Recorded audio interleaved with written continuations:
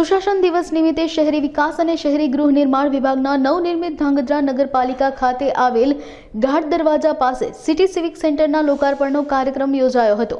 વિવિધ સુવિધાઓ માટે જનસુવિધા કેન્દ્રના સિટી સિવિક કેન્દ્રનું લોકાર્પણ મુખ્યમંત્રી ભૂપેન્દ્ર પટેલના વરદ હસ્તે કરવામાં આવ્યું હતું, જેમાં પૂર્વ કેબિનેટ મંત્રી I.K. જાડેજા, નગરપાલિકા પ્રમુખ કુલદીપસિંહ ઝાલા, શહેર પ્રમુખ નિશાંત પ્રજાપતિ સહિત મોટી સંખ્યામાં કાર્યકરો ઉપસ્થિત રહ્યા હતા।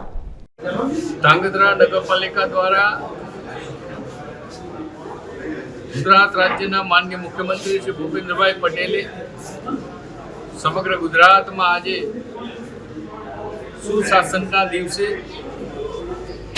નાગરિકોની સુવિધા માટે સુવિધા કેન્દ્ર જ્યારે શરૂ કર્યા છે ત્યારે એનું પણ આજે ધાંગધ્રા શહેરમાં ઉદ્ઘાટન કરવામાં આવ્યું છે। સ્વર્ગસ્થ વડાપ્રધાન માનનીય શ્રી અટલ બિહારી વાજપેયીજીનો 100મી જન્મ જયંતિ રહેલી છે। સમગ્ર દેશ સુશાસન દિવસ તરીકેની ઉજવણી કરી રહ્યો છે। તત્કાલીન મુખ્યમંત્રી આજના વડાપ્રધાન માનનીય નરેન્દ્રભાઈ મોદીએ 25 ડિસેમ્બરને સુશાસન દિવસ તરીકે ઉજવવાનો નિર્ણય કર્યો।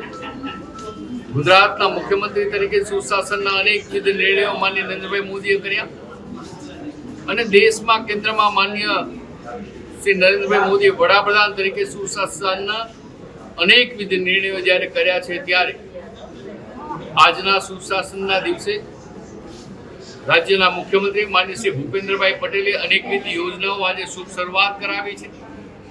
લોકોની સુખાકારી વધે, સરળતા વધે, પારદર્શકતા આવે અને પ્રત્યેક વ્યક્તિને કાયદાઓની ચુંગાલમાંથી બહાર આવીને સીધા જ પોતાનો લાભ ઓનલાઈન કેવી રીતના પ્રાપ્ત કરી શકે એના માટેની વિવિધ સરળતા સાથેની પદ્ધતિઓ જ્યારે રાજ્ય સરકારે અપનાવી છે ત્યારે ધાંગધ્રા નગરપાલિકા દ્વારા નગરપાલિકાના પ્રમુખ શ્રી કુલદીપસિંહ ઝાલાની સમગ્ર ટીમે સિવિક સેન્ટરનું આજે જ્યારે શુભ શરૂઆત કરી છે ત્યારે આ સિવિક સેન્ટર ધાંગધ્રાના નાગરિક ભાઈ બહેનો માટે તો સુખાકારી લાવશે જ, પણ સાથોસાથ ધાંગધ્રા નગરપાલિકા માટે પણ આર્થિક ઉપાર્જનનું એક કેન્દ્ર બનશે કે લોકો સરળતાથી પોતાનો ટેક્સ ભરે અને એ ટેક્સના પૈસા નાગરિકોની સુવિધાઓ માટે વપરાય।